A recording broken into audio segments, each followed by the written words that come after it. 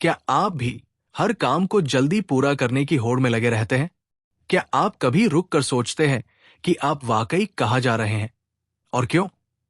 हमारी जिंदगी में अभ्यास यानी प्रैक्टिस को अक्सर एक बोरिंग और थकाने वाली चीज समझा जाता है। लेकिन थॉमस एम स्टर्नर की किताब द प्रैक्टिसिंग माइंड हमें सिखाती है कि असली सफलता सिर्फ मंजिल पाने में नहीं, बल्कि उस मंजिल तक पहुंचने के सफर में है। इस वीडियो में हम जानेंगे कि कैसे आप हर काम को ध्यान, शांति और संतुलन के साथ कर सकते हैं, ताकि न सिर्फ नतीजे बेहतर हों, बल्कि आप अंदर से भी मजबूत बने।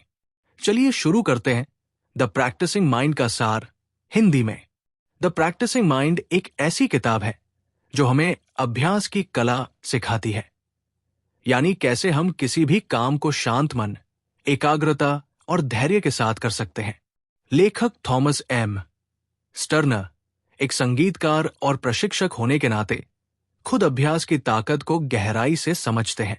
उनका मानना है कि ज्यादातर लोग सफलता चाहते हैं, लेकिन वो उस प्रक्रिया को नजरअंदाज कर देते हैं जो सफलता तक पहुंचाती है, यानी लगातार अभ्यास। इस किताब में लेखक बताते हैं कि कैसे हम अपने मन को वर्तमान क्षण, प्रेजेंट मोमेंट में टिकाए रख सकते हैं, बिना जल्दबाजी और बेचैनी के।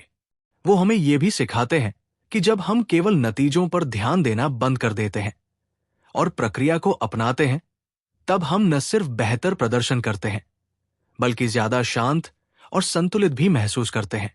ये किताब उन सभी लोगों के लिए है जो किसी भी फील्ड में खुद को बेहतर बनाना चाहते हैं, चाहे आप छात्र हो, कलाकार हो, एथलीट हो या प्रोफेशनल। चैप्टर 1, सीखने की शुरुआत, द लर्निंग बिगिंस। इस अध्याय में लेखक हमें एक बहुत गहरी लेकिन सरल बात समझाते हैं। हमारा मन हमेशा नतीजे की ओर दौड़ता है, लेकिन असली विकास प्रक्रिया में होता है। लेखक थॉमस एम स्टर्नर बताते हैं कि हम बचपन से ही जल्दी सफल होने की मानसिकता में ढाले जाते हैं। हमें बार बार ये सिखाया जाता है कि जल्दी सीखो, जल्दी करो और जल्दी सफल बनो। लेकिन इससे एक बहुत बड़ी समस्या पैदा होती है। हम अभ्यास को एक बाधा समझने लगते हैं और हर समय मंजिल की चिंता में जीते हैं। लेखक का व्यक्तिगत अनुभव। लेखक अपने अनुभव को शेयर करते हैं जब वो एक पियानो स्टूडेंट थे। उन्हें लगता था कि जैसे ही वो किसी मुश्किल टुकड़े को बजा पाएंगे, तब उन्हें संतुष्टि मिलेगी। लेकिन असल में जैसे जैसे वो अभ्यास करते गए, उन्होंने महसूस किया कि असली आनंद तो उसी अभ्यास में था। हर एक कुंजी को समझना, हाथों की गति को नियंत्रित करना और खुद में धीरे धीरे सुधार देखना। अभ्यास की सही समझ। लेखक हमें बताते हैं कि अधिकतर लोग सोचते हैं कि जब मैं इस काम में माहिर हो जाऊंगा, तब मैं खुश रहूंगा। लेकिन अगर हम हर बार नतीजे की तरफ भागते रहेंगे, तो हम कभी भी वर्तमान में नहीं रह पाएंगे। और जब आप वर्तमान में नहीं रहते, तो आप असली सीखने और आनंद लेने की क्षमता खो देते हैं। हमेशा परिणाम पर ध्यान देना मन को बेचैन और थका देता है, जबकि प्रक्रिया पर ध्यान देना मन को शांत और केंद्रित बनाता है। ध्यान और अभ्यास का रिश्ता। लेखक यहां प्रेजेंट मोमेंट अवेयरनेस यानी वर्तमान क्षण में रहने की शक्ति की बात करते हैं। जब हम अभ्यास करते समय केवल उसी क्षण पर ध्यान देते हैं, न कि बीते हुए समय पर या भविष्य के परिणाम पर, तब हम ज्यादा गहराई से सीखते हैं और मानसिक तनाव भी कम हो जाता है। तो इस अध्याय से हमें ये महत्वपूर्ण बातें सीखने को मिलती है। 1. अभ्यास मंजिल तक पहुंचने का जरिया नहीं, खुद में एक मंजिल है। 2. हर बार परफेक्ट होने की कोशिश छोड़िए, धीरे धीरे सुधार ही असली ग्रोथ है। 3. प्रक्रिया को अपनाइए, नतीजों का पीछा मत कीजिए। 4. वर्तमान क्षण में रहना मानसिक शांति और कुशलता की कुंजी है। चैप्टर 2, प्रक्रिया न कि परिणाम, प्रोसेस नॉट प्रोडक्ट। इस अध्याय में लेखक थॉमस एम स्टर्नर हमें एक गहरी लेकिन अक्सर अनदेखी बात सिखाते हैं। हमें परिणाम पर नहीं, प्रक्रिया पर ध्यान देना चाहिए। आज की तेज रफ्तार जिंदगी में हर कोई जल्दी से हासिल करना चाहता है, चाहे वो कोई स्किल हो, करियर की ऊंचाई हो या फिर कोई व्यक्तिगत लक्ष्य। लेकिन इसी सोच के कारण हम हर समय तनाव, चिंता और असंतोष का शिकार हो जाते हैं। नतीजों की तरफ भागना एक जाल। जब हम सिर्फ प्रोडक्ट यानी नतीजे पर ध्यान देते हैं तो हम उस काम को बोझ समझने लगते हैं। हम हर वक्त सोचते हैं, मैं कब अच्छा बनूंगा, कब मुझे सफलता मिलेगी। इस सोच से हम वर्तमान क्षण में नहीं रह पाते और हमारा मन हर समय बेचैन रहता है। लेखक कहते हैं कि यह सोच हमारे मन को भटकाती है और हम उस काम को सीखने की असली प्रक्रिया से कट जाते हैं। प्रक्रिया को अपनाना, ध्यान और शांति का रास्ता।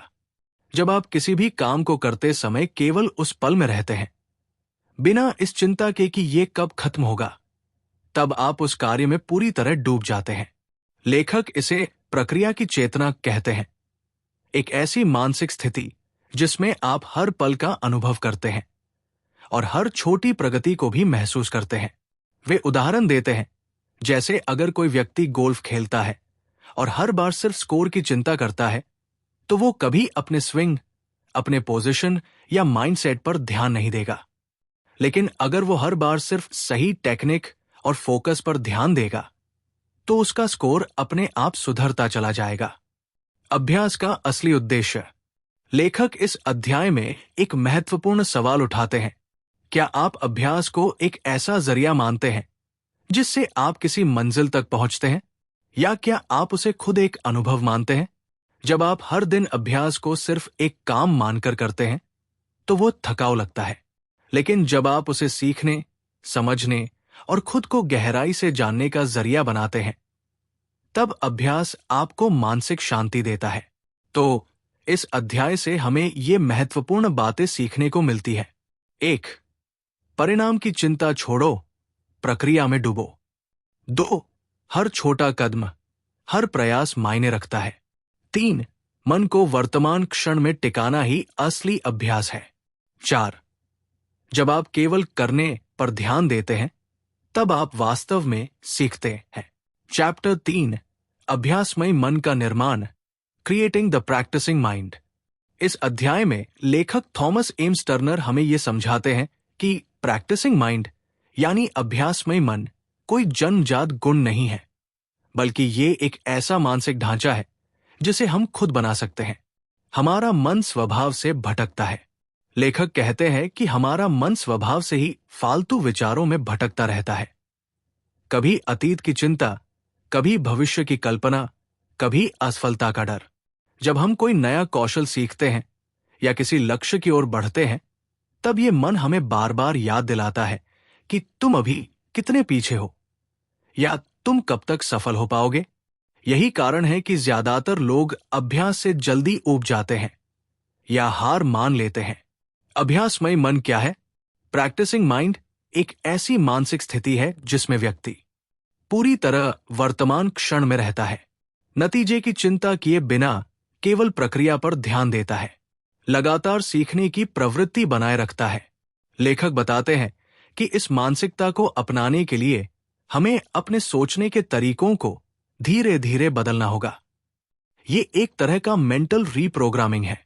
डू, ऑब्जर्व, एडजस्ट, अभ्यास का सूत्र। थॉमस एक बहुत ही सरल लेकिन प्रभावी सूत्र देते हैं। Do, observe, adjust. यानी 1. डू, करो, कोई काम शुरू करो, चाहे वो पियानो बजाना हो, कोई स्पोर्ट्स हो या नई भाषा सीखना हो। 2. ऑब्जर्व, देखो, बिना जजमेंट के देखो कि आपने कैसा किया। 3. एडजस्ट, समायोजित करो, सुधार करो और दोबारा प्रयास करो। इस तरीके से जब हम बार बार अभ्यास करते हैं तो हम हर बार थोड़े बेहतर बनते हैं, और यही असली ग्रोथ है। परफेक्शन का जाल। अध्याय में लेखक चेतावनी देते हैं कि परफेक्ट बनने की कोशिश ही हमारे अभ्यास को मार देती है।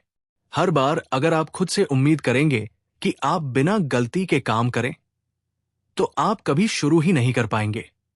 इसके बजाय गलती को सीखने का हिस्सा मानिए। यही सोच अभ्यासमय मन बनाती है। तो इस अध्याय से हमें ये महत्वपूर्ण बातें सीखने को मिलती है। 1. अभ्यासमय मन एक आदत है, इसे सीखा जा सकता है। 2. अपने मन को वर्तमान में लाना और प्रक्रिया पर ध्यान देना जरूरी है। 3. डू ऑब्जर्व एडजस्ट सूत्र को अपनाइए। 4. परफेक्शन की सोच को छोड़कर सुधार की भावना अपनाइए। चैप्टर 4, लक्ष्यों पर एक नई दृष्टि, a new perspective on goals. इस अध्याय में लेखक थॉमस एम्स टर्नर हमें बताते हैं कि लक्ष्य यानी गोल्स जरूरी होते हैं, लेकिन इन लक्ष्यों को हासिल करने का तरीका और दृष्टिकोण सबसे ज्यादा मायने रखता है। अक्सर हम किसी भी लक्ष्य को प्राप्त करने में इतना खो जाते हैं कि हम पूरे सफर को भूल जाते हैं। इसलिए इस अध्याय में हमें यह समझाया जाता है कि लक्ष्य केवल एक दिशा सूचक, डायरेक्शनल बिंदु होना चाहिए, न कि हमारी जिंदगी का फोकस। लक्ष्य हासिल करना क्या है? थॉमस टर्नर का कहना है कि जब हम किसी लक्ष्य को हासिल करने के बारे में सोचते हैं तो हमारा ध्यान हमेशा उस नतीजे पर जाता है, जैसे कि मैं कब सक्सेसफुल होऊंगा, या जब मुझे ये मिल जाएगा तब मुझे शांति मिलेगी। लेकिन असल में यही सोच हमें परेशान करती है और हम प्रक्रिया यानी जर्नी से दूर हो जाते हैं। ये अध्याय ये बताता है कि लक्ष्य की ओर बढ़ते हुए हमें सिर्फ मंजिल की बजाय उस रास्ते का आनंद लेना चाहिए जिस पर हम चल रहे हैं। लक्ष्यों को परिपक्व दृष्टिकोण से देखना। लेखक हमें एक नई दृष्टि देने की कोशिश करते हैं। उनका कहना है कि लक्ष्य सिर्फ एक संकेतक, इंडिकेटर होते हैं जो हमें ये बताते हैं कि हम कहाँ जा रहे हैं। लक्ष्य केवल मोटिवेशन और दिशा देने के लिए होते हैं। जब हम किसी बड़े लक्ष्य को हासिल करने की बजाय प्रत्येक छोटे कदम पर ध्यान केंद्रित करते हैं तो हमारा ध्यान पूरी तरह से वर्तमान पर होता है और हम नतीजों के दबाव से मुक्त रहते हैं। लक्ष्य के प्रति स्वस्थ मानसिकता। लेखक ये भी बताते हैं कि हमें लक्ष्य प्राप्ति के प्रति एक स्वस्थ मानसिकता विकसित करनी चाहिए।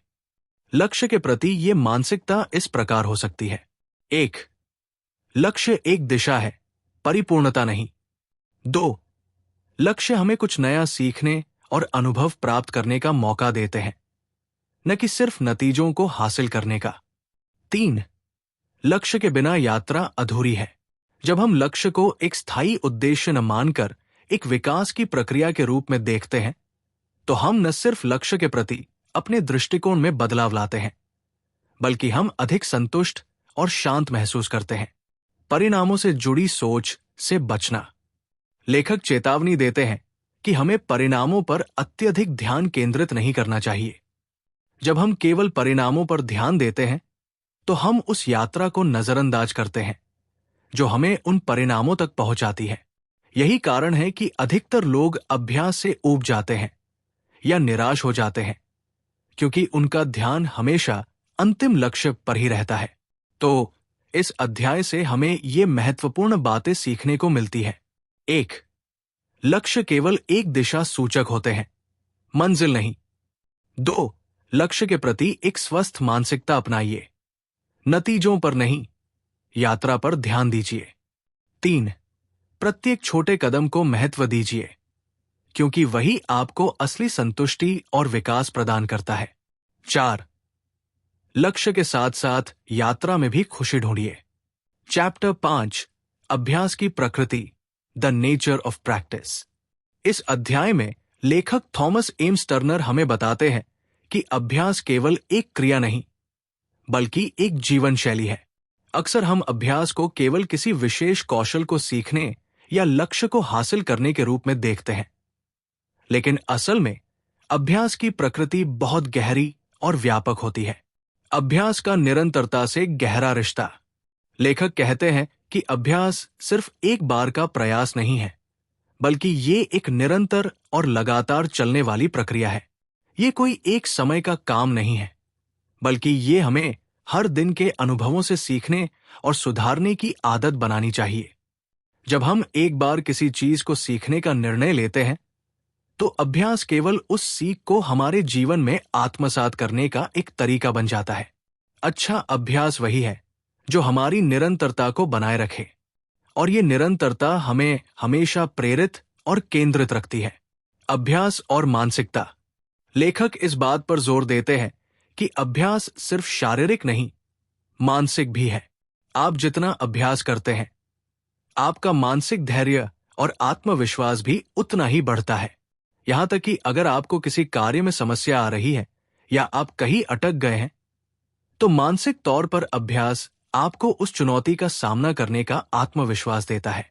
लेखक के अनुसार मानसिक अभ्यास से ही हमारा दृष्टिकोण, ध्यान और धैर्य मजबूत होता है और यही हमें बड़े लक्ष्यों की ओर अग्रसर करता है। अभ्यास एक तरह से हमारी मानसिकता को सशक्त करता है। सही दृष्टिकोण अपनाना। इस अध्याय में लेखक हमें यह भी बताते हैं कि अभ्यास के दौरान सही दृष्टिकोण का होना बेहद जरूरी है। यह दृष्टिकोण उस कार्य में पूर्ण रूप से खो जाने और उसे करने में संतुष्टि महसूस करने का होता है। जब आप केवल नतीजों के बारे में सोचते हैं, तो आपका अभ्यास आपको थका देता है। लेकिन जब आप पूरे दिल से उस कार्य को करने में ध्यान और उत्साह लगाते हैं, तो आपको प्रक्रिया में आनंद मिलता है और नतीजे खुद ब खुद बेहतर होते हैं। विकास की प्रक्रिया। अभ्यास की प्रकृति को समझने के लिए लेखक हमें ये उदाहरण देते हैं। जैसे एक पौधा अपना विकास धीरे धीरे करता है, वैसे ही हमारी मानसिकता और कौशल भी धीरे धीरे अभ्यास से विकसित होते हैं। कभी कभी हमें लगता है कि हम किसी कार्य में अधिक सुधार नहीं कर पा रहे हैं, लेकिन अस्थायी ठहराव भी हमारे विकास का हिस्सा होता है। लेखक हमें यह भी बताते हैं कि अच्छा अभ्यास कभी भी जल्दी या तुरंत परिणाम देने वाला नहीं होता। ये एक धीरे धीरे और निरंतर बढ़ने वाली प्रक्रिया है। तो इस अध्याय से हमें ये महत्वपूर्ण बातें सीखने को मिलती है। 1. अभ्यास एक निरंतर प्रक्रिया है जो मानसिक और शारीरिक दोनों पहलुओं को प्रभावित करती है। 2. अभ्यास में केवल नतीजों पर ध्यान नहीं, बल्कि प्रक्रिया और मानसिकता पर भी ध्यान देना जरूरी है। 3. अच्छा अभ्यास वही है जिसमें धैर्य और निरंतरता हो। 4. प्रक्रिया में आनंद लीजिए, नतीजों के दबाव से मुक्त रहकर। चैप्टर 6 ध्यान और जागरूकता, फोकस एंड अवेयरनेस। इस अध्याय में लेखक थॉमस एम्स टर्नर हमें ये सिखाते हैं कि ध्यान और जागरूकता केवल बाहरी कार्यों को सही ढंग से करने के लिए नहीं, बल्कि हमारी मानसिक स्थिति और विकास को भी एक नई दिशा देने के लिए बेहद महत्वपूर्ण है। जब हम किसी कार्य को करते हैं, तो ये आवश्यक है कि हम पूरी तरह से उसमें केंद्रित और जागरूक रहें, ताकि हम उस कार्य को पूरी समर्पण के साथ कर सकें। ध्यान की शक्ति। लेखक कहते हैं कि ध्यान, फोकस का मतलब सिर्फ किसी एक चीज पर ध्यान केंद्रित करना नहीं है, बल्कि इसका मतलब है कि आप अपनी ऊर्जा और मानसिक क्षमता को पूरी तरह से उस कार्य में लगा रहे हैं। जब हम किसी कार्य में अपनी पूरी उपस्थिति रखते हैं, तो न केवल हम अधिक कुशल होते हैं, बल्कि हम उस कार्य का वास्तविक आनंद भी ले पाते हैं। यहां ध्यान और प्रेजेंट मोमेंट अवेयरनेस, वर्तमान क्षण की जागरूकता की बात की जाती है। लेखक बताते हैं कि अगर हम सिर्फ भविष्य के नतीजों के बारे में सोचते हैं, तो हम वर्तमान के अनुभव को खो देते हैं और इस तरह से हम अपने पूरे प्रयास का सही लाभ नहीं उठा पाते। जागरूकता का अभ्यास। लेखक बताते हैं कि जागरूकता, अवेयरनेस का अभ्यास हमें अपने मानसिक, शारीरिक और भावनात्मक प्रतिक्रियाओं के प्रति अधिक संवेदनशील बनाता है। जब हम अपने भीतर होने वाली भावनाओं, विचारों और शारीरिक बदलावों को महसूस करते हैं, तो हम अधिक समझदार बन जाते हैं और अपनी प्रतिक्रियाओं को नियंत्रित करने में सक्षम होते हैं। जागरूकता का अभ्यास करने से हमें ये समझने में मदद मिलती है कि हमारा मन किस दिशा में जा रहा है और हम उसे अपने फायदे के लिए सचेत रूप से मार्गदर्शित कर सकते हैं। लेखक इसे माइंडफुल फोकस कहते हैं, यानी पूरी तरह से जागरूक होकर अपने कार्य पर ध्यान केंद्रित करना। यह हमें हर पल के मूल्य को समझने और उस पल में पूरी तरह से डूबने की क्षमता देता है। मानसिक दृष्टिकोण और अभ्यास। लेखक इस बात को भी स्पष्ट करते हैं कि ध्यान और जागरूकता का अभ्यास मानसिक दृष्टिकोण को बदलने में मदद करता है। जब हम अपनी मानसिक स्थिति को एक सकारात्मक और केंद्रित रूप में रखते हैं, तो हम अपने अभ्यास में भी सुधार देखते हैं। मसलन, अगर हम किसी कार्य में गलती करते हैं और उसे सही करने की बजाय चिंता करते रहते हैं तो हम उस गलती से कुछ नहीं सीख पाते। लेकिन यदि हम जागरूक होकर उस गलती पर ध्यान केंद्रित करते हैं और सुधारने का प्रयास करते हैं तो हम अधिक प्रभावी तरीके से सीखते हैं। दृष्टिकोण का महत्व। इस अध्याय में एक महत्वपूर्ण विचार यह है कि हमारे दृष्टिकोण पर्सपेक्टिव पर नियंत्रण होना चाहिए।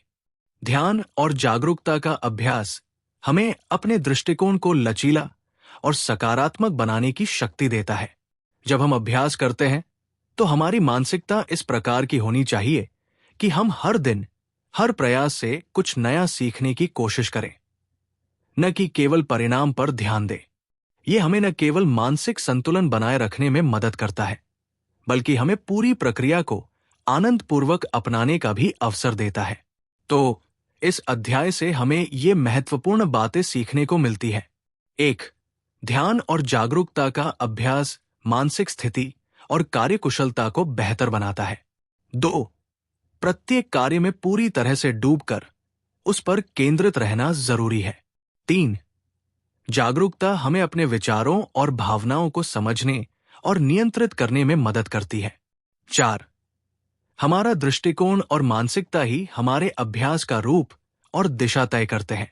चैप्टर 7 धैर्य और परसेवरेंस, पेशेंस एंड परसेवरेंस।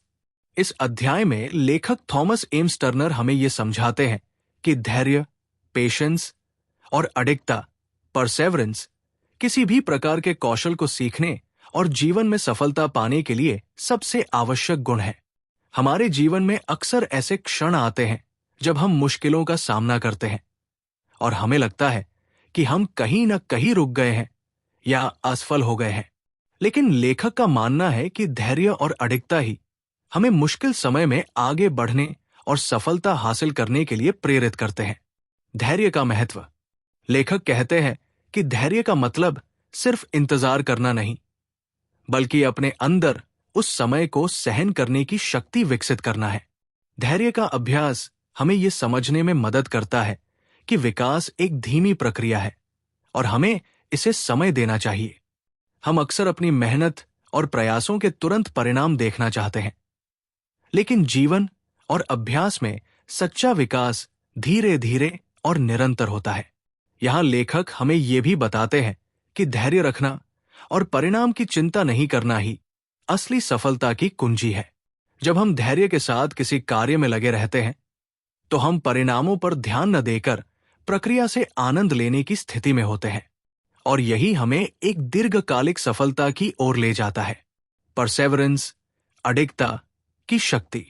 लेखक अडिगता की बात करते हुए कहते हैं कि जब हम अपने लक्ष्य के प्रति पूरी तरह से प्रतिबद्ध होते हैं तो हमें रुकने या हार मानने का विचार नहीं आता।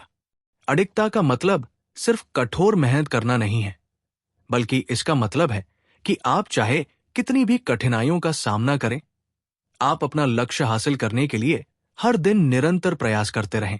ये कभी हार न मानने और हमेशा आगे बढ़ने का गुण है, जो किसी भी समस्या या विफलता को पार करने की शक्ति देता है। विफलता को सफलता की सीढ़ी बनाना। इस अध्याय में लेखक ये भी बताते हैं कि विफलता को सफलता की दिशा में एक कदम समझना चाहिए।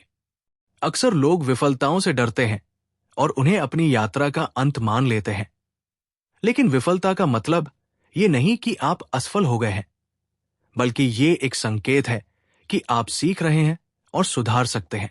लेखक के अनुसार हमें विफलताओं से घबराने के बजाय उन्हें सीखने के अवसर के रूप में देखना चाहिए।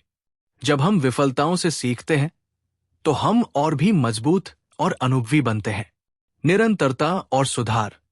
अंत में लेखक ये बताते हैं कि अधूरी प्रगति और लगातार अभ्यास ही सफलता की कुंजी है। जब हम निरंतर अभ्यास करते रहते हैं और समय के साथ अपने प्रयासों में सुधार लाते हैं तो हम अंततः अपने लक्ष्य तक पहुंच जाते हैं।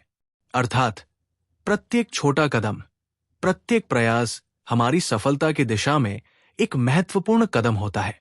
तो इस अध्याय से हमें ये महत्वपूर्ण बातें सीखने को मिलती है।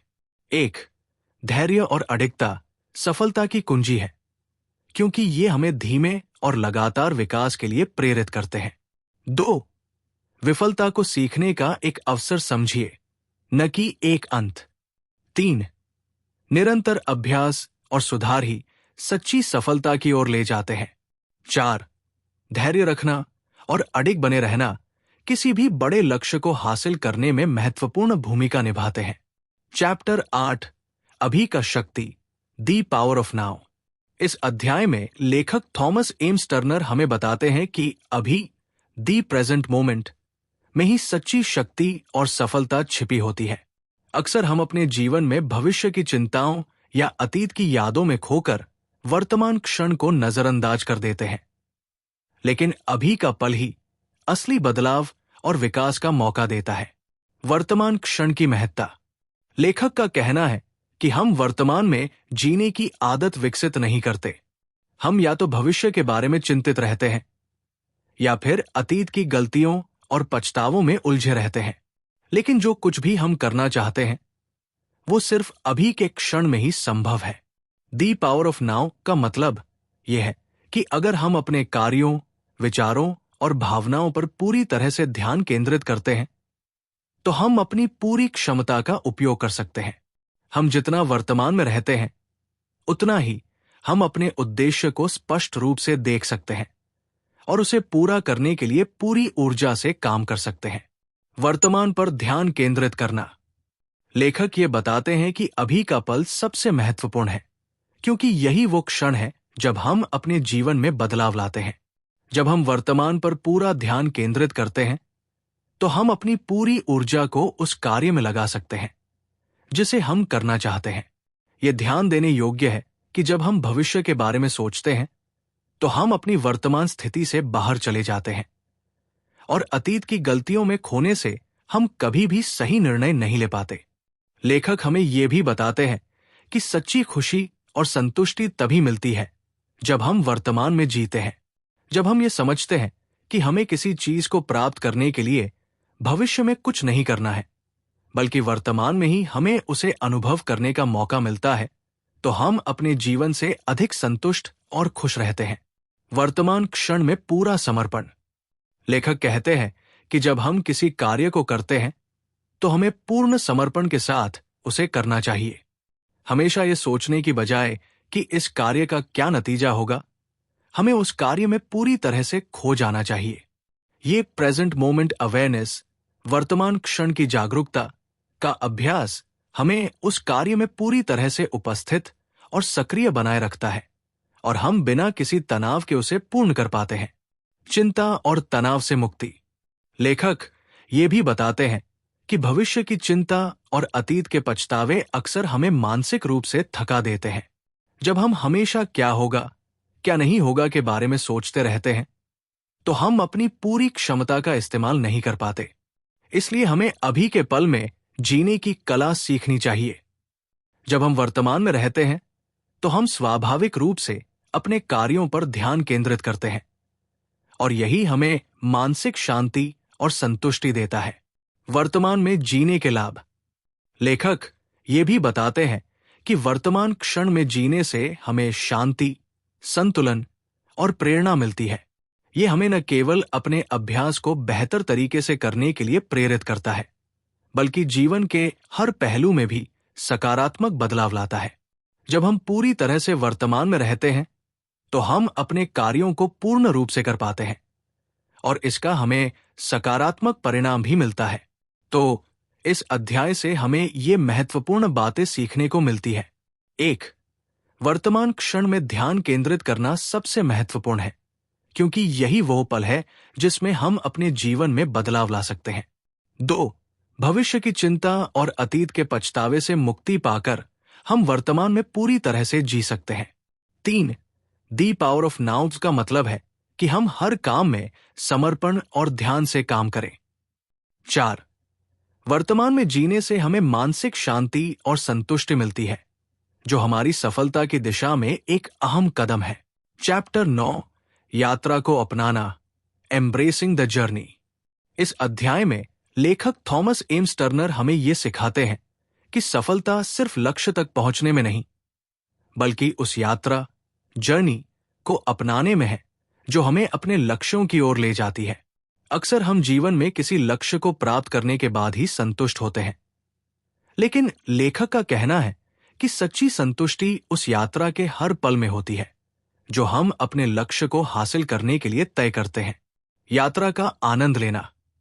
लेखक का मानना है कि जब हम किसी बड़े उद्देश्य की ओर बढ़ते हैं तो अक्सर हम सिर्फ परिणाम पर ध्यान केंद्रित करते हैं और प्रक्रिया, प्रोसेस को नजरअंदाज कर देते हैं। हालांकि प्रक्रिया और यात्रा ही असली अनुभव है जो हमें सच्ची खुशी और संतुष्टि देती है। हमारे जीवन में जितने भी लक्ष्य होते हैं वे केवल एक स्थिर बिंदु नहीं होते, बल्कि वे एक यात्रा के रूप में होते हैं जो निरंतर विकास, सुधार और सीखने के अवसर देती है। यात्रा का उद्देश्य। इस अध्याय में लेखक बताते हैं कि हमेशा ये समझना चाहिए कि यात्रा का उद्देश्य केवल मंजिल तक पहुंचना नहीं है, बल्कि हर कदम और हर पल में एक अनुभव और सीख है। ज्यादातर लोग नतीजों की तलाश में यात्रा का आनंद खो देते हैं।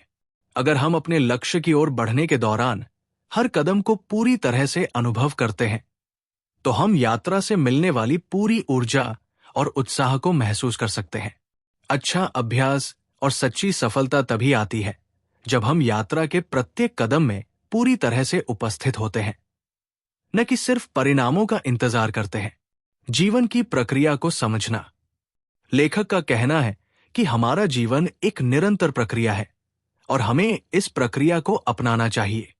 जब हम किसी लक्ष्य पर काम कर रहे होते हैं तो हम लगातार बदलावों और सुधारों के दौर से गुजरते हैं।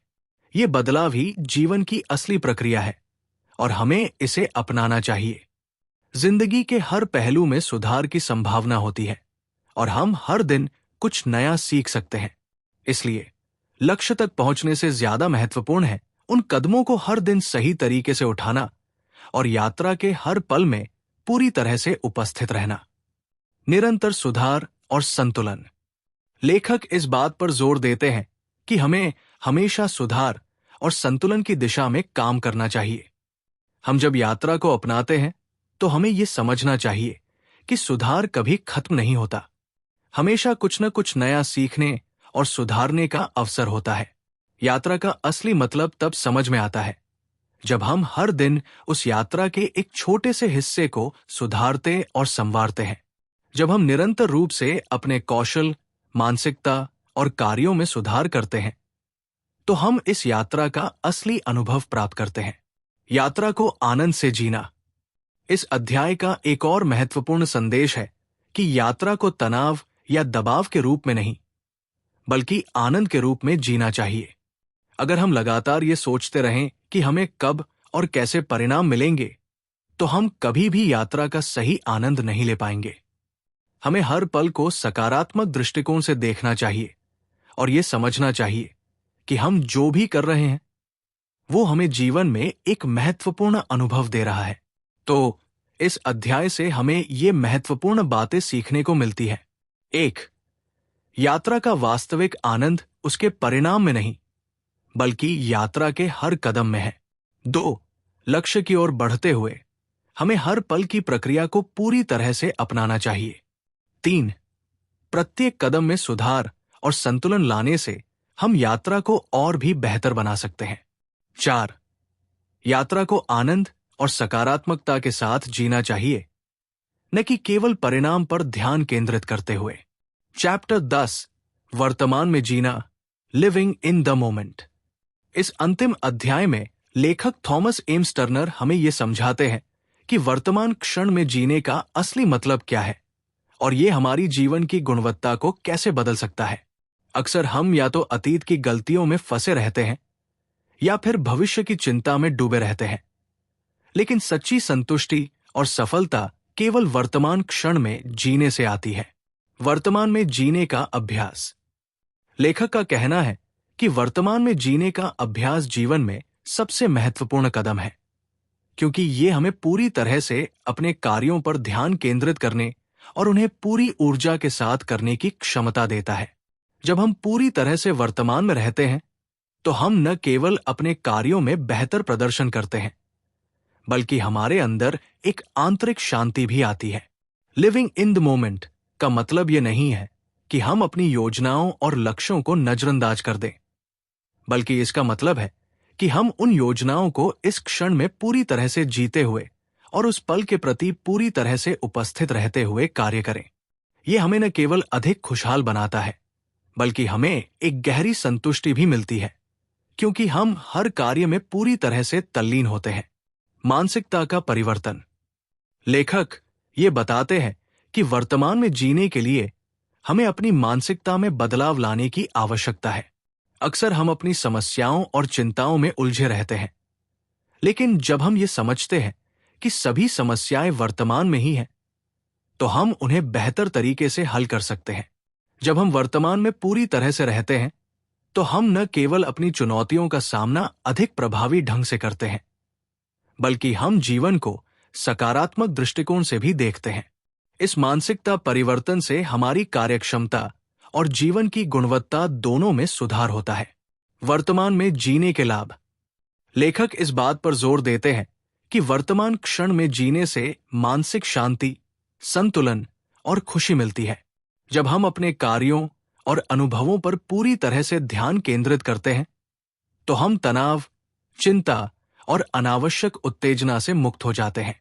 इस प्रकार हम न केवल अपनी क्षमता का बेहतर उपयोग करते हैं, बल्कि हमारी जीवन शक्ति और मानसिक स्थिति भी बेहतर होती है। वर्तमान क्षण में जीने से हम अपनी पूरी ऊर्जा उस क्षण में लगा सकते हैं, जो हमें उच्च स्तर की मानसिक और शारीरिक प्रदर्शन क्षमता देता है। आत्म जागरूकता और ध्यान। लेखक ये भी बताते हैं कि आत्म जागरूकता और ध्यान का अभ्यास हमें वर्तमान में पूरी तरह से जीने में मदद करता है। जब हम अपने शरीर, मानसिक स्थिति और भावनाओं को महसूस करते हैं, तो हम अधिक जागरूक हो जाते हैं। इस आत्म जागरूकता से हम अपने कार्यों में अधिक सटीकता और दक्षता ला सकते हैं। ध्यान और आत्म जागरूकता का अभ्यास इस क्षण को पूरी तरह से जीने में मदद करता है और हमें मानसिक शांति और संतुष्टि प्राप्त होती है। दूसरों के साथ जुड़ाव। इसके अलावा लेखक ये भी बताते हैं कि जब हम वर्तमान क्षण में पूरी तरह से उपस्थित होते हैं, तो हम अपने रिश्तों को भी अधिक सशक्त रूप से जीते हैं। हम जब पूरी तरह से दूसरों के साथ उपस्थित रहते हैं, तो हम उनके साथ अधिक गहरे और वास्तविक संबंध बना सकते हैं। अक्सर हम दूसरों के साथ वक्त बिताते हुए भी मन से कहीं और होते हैं, लेकिन जब हम सच में वर्तमान में रहते हैं, तो हम अपने संबंधों को ज्यादा गहराई और मजबूती देते हैं। तो इस अध्याय से हमें ये महत्वपूर्ण बातें सीखने को मिलती है। 1. वर्तमान में जीने का अभ्यास हमें हर पल को पूर्णता से जीने की शक्ति देता है। 2. हमारे कार्यों पर पूरी तरह ध्यान केंद्रित करना मानसिक शांति और संतुष्टि को बढ़ाता है। 3. आत्म जागरूकता और ध्यान का अभ्यास हमें वर्तमान में पूरी तरह उपस्थित रहने में मदद करता है। 4.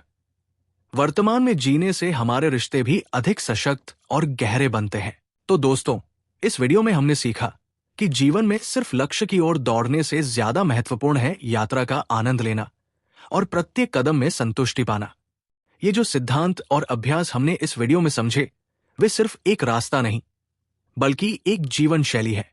अगर हम इन चीजों को अपनी दिनचर्या में लागू करते हैं, तो हम अपने मन को शांति और संतुष्टि से भर सकते हैं और असल में अपने उद्देश्य को आसानी से प्राप्त कर सकते हैं। याद रखिए, लक्ष्य केवल एक दिशा सूचक होते हैं और प्रक्रिया और यात्रा में ही असली मजा है। तो अगली बार जब आप किसी लक्ष्य की ओर बढ़ें, इस विचार को अपने साथ रखें। अगर आपको यह वीडियो पसंद आया हो, तो कृपया इसे लाइक और शेयर करें। और अगर आपने अभी तक चैनल को सब्सक्राइब नहीं किया है, तो सब्सक्राइब जरूर करें, ताकि आप ऐसे और प्रेरक वीडियो देख सकें। आपके विचार मुझे हमेशा प्रोत्साहित करते हैं, तो कमेंट बॉक्स में अपनी राय जरूर साझा करें। इस वीडियो के साथ साथ अपनी यात्रा का आनंद लें और हमेशा प्रक्रिया पर ध्यान दें। धन्यवाद और आपका दिन शुभ हो।